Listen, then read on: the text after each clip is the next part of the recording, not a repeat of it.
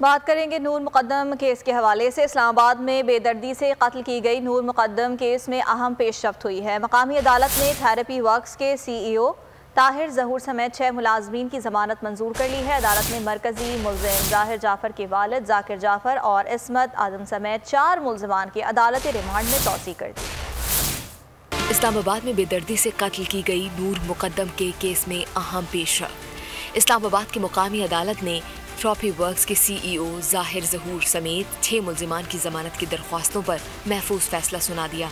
सबकी जमानतें मंजूर कर ली गई।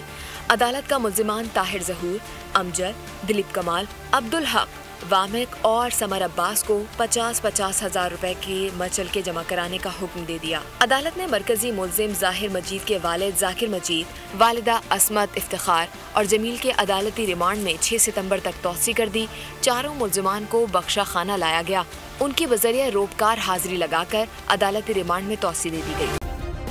सब्सक्राइब करें और बेल दबाएं ताकि कोई खबर रह न जाए।